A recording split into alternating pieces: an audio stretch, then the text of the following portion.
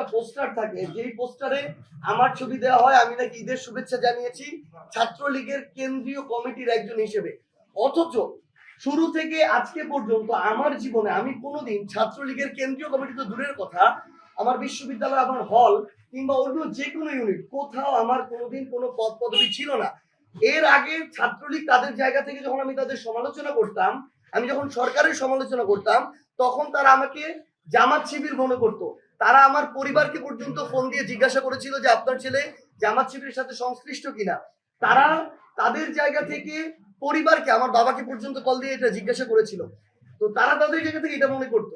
অভ্যুত্থানে আমরা সামনে সাইডে থেকে নেতৃত্ব দিলাম।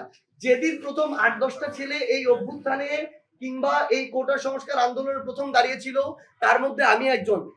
ওই ছেলেগুলোকে ডিজিএফআই নিয়ে গেল, ডিবি নিয়ে গেল, তারা তাদের জায়গা থেকে অত্যাচার করলো, নির্যাতন করলো, কিন্তু আমরা তো আমাদের পথ থেকে বিচ্যুত হই নাই। তাহলে আমরা মনে করি অভ্যুত্থান পরবর্তী সময়ে আওয়ামী লীগের পেইড কিছু এজেন্ট হতে পারে, ফান্ডিং এর বিনিময়ে হোক, তাদের সোশ্যাল মিডিয়া পেজের বিনিময়ে হোক, তাদের অ্যাক্টিভিস্টদের মাধ্যমে হোক, তারা আমাদেরকে বিতর্কিত করার জন্য এই ধরনের উদ্দেশ্যমূলক প্রপাগান্ডা চালাচ্ছে। আমি একদম স্পষ্ট করে বলি, বাংলাদেশের যত এজেন্সি আছে, যত প্রতিষ্ঠান আছে যারা দুর্নীতির বিরুদ্ধে তাদের জায়গা থেকে বিভিন্ন ধরনের তারা গোয়েন্দার মাধ্যমে হোক আর যেই মাধ্যমে হোক, যারা এই তদন্তগুলো করে থাকে, স্পষ্ট করে আমি বলছি, যার যত সক্ষমতা আছে আপনারা আমার বিরুদ্ধে, সাইদ সালামের বিরুদ্ধে তদন্ত করেন।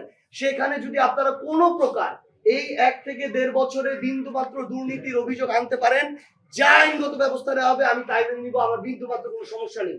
কিন্তু এই ধরনের আওয়ামী লীগ দ্বারা ফান্ডেড, আওয়ামী লীগের সোশ্যাল মিডিয়া অ্যাক্টিভিস্টদের দ্বারা পরিচালিত, আওয়ামী লীগের বিভিন্ন পেজগুলো দ্বারা পরিচালিত বিভিন্ন ধরনের মানহানিকর কিংবা উদ্দেশ্যমূলক যে রাজনৈতিক প্রপাগান্ডা করা হচ্ছে, এগুলোর বিরুদ্ধে সরকারের এবং সংশ্লিষ্ট যারা আইন শৃঙ্খলা রক্ষাকারী বাহিনী আছে তাদেরকে এগুলোর বিরুদ্ধে ব্যবস্থা নিতে হবে।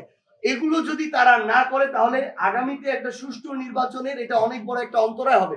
কারণ একটা মানুষের যে প্রার্থিতা কিংবা একটা মানুষের যে ইমেজ, একটা সোশ্যাল মিডিয়া এই ধরনের একটা অপতথ্যের মাধ্যমে এই ইমেজটাকে অনেকটাই ক্ষতিগ্রস্ত করা যায়। এবং সর্বশেষ আপনারা এটার একটা উদাহরণ দেখেছেন আমাদের বোন সুরভির ক্ষেত্রে। তার এজাহারে লেখা আছে মাত্র ৫০,০০০ টাকা চাঁদাবাজির কথা, কিন্তু সোশ্যাল মিডিয়া থেকে মেইন স্ট্রিম মিডিয়াতেও ৫০ কোটি টাকা চাঁদাবাজির অভিযোগ তুলে ধরা হয়েছে।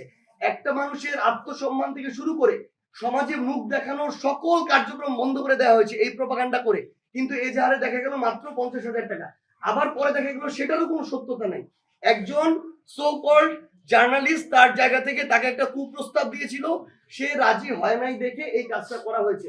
তাহলে এভাবে যার মন চাইলো সোশ্যাল মিডিয়াকে ব্যবহার করে বিভিন্নভাবে তারা যদি তাদের জায়গা থেকে মনে করে যে এভাবে যা ইচ্ছা তাই করবে, এটা হইতে পারে না। এই সরকারকে হোক, বিভিন্ন এজেন্সিকে, আইন শৃঙ্খলা রক্ষাকারী বাহিনীকে এর বিরুদ্ধে কঠোর ব্যবস্থা নিতে হবে।